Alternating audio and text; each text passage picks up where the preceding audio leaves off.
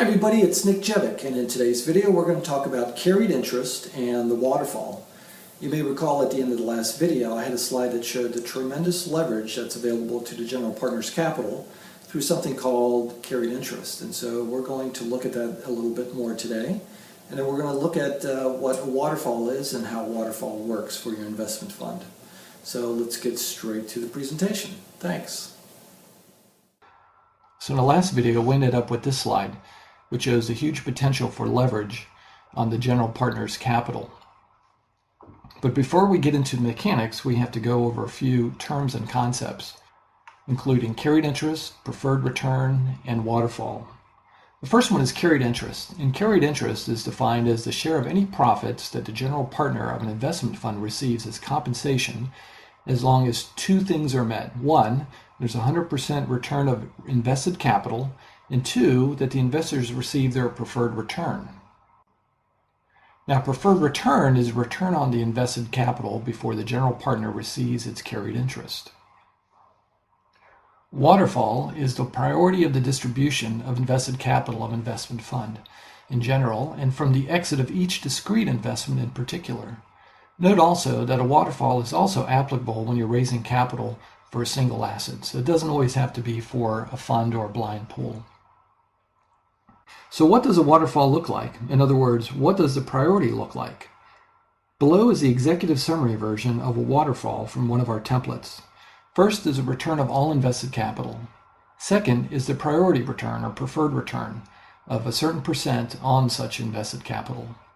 Number 3 is 100% to the general partner as a catch-up until the general partner has received 20% of distributed profits. And then finally, it's 80% to the partners and 20% to the general partner. The 80-20 split is the traditional profit allocation for an investment fund. Note that the LPs do not receive their preferred return and 80% of the profits. If the limited partners do not receive their preferred return, they may claw back the general partner's carry until the preferred return is met. So for example, if the general partner has been collecting their carried interest in the early years of the fund, and then towards the end of the fund they sustain some losses in the fund, and at the final reconciliation the limited partners find themselves with a return that's below their preferred return, they can go back to the general partners and claw back some of that carry so that they meet their minimum hurdle rate of that preferred return. So now let's go to Excel, and I've got an example here, a very simple example, just kind of modeling out what these numbers look like. And then I'll also show you what the internal rate of return looks like for the fund, for the limited partners, and for the general partner. So in this example, I've got a fund that's $25 million. My other assumptions are that the preferred return is 8%. There's a management fee of 2%. The gross return of the fund is 17%. Even though it's not reasonable to think that there wouldn't be any losses, for our purposes here, and just to make the modeling simple, I've assumed 0% in losses, and then I've got a 20% carry. The other things that I've also assumed here is that $25 million of the fund is invested in day one, which again is not going to be the case, and that at the end of year 5, on the last day, all $25 million comes back to the investors. So you can see here I've got a gross return of $4,250,000, which is 17% of $25 million.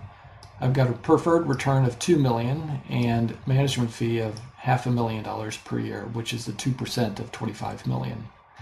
The aggregate return then turns out to be $21,250,000, aggregate management fee of $2.5 million, and aggregate preferred return of $10 million. So then when we sum it all up at the end of 5 years, we've got $25 million of capital returned. We've got the gross return of $21,250,000, less the management fee of $2,500,000. And so we've got total capital that's been returned to the fund, net of fees of $43,750,000. When we back out the return of capital, we've got profits after management fees of $18,750,000. Now we can get into the carry. 20% of that $18,750,000 gets allocated to the general partner, and the balance, the $15 million, gets allocated to the limited partners.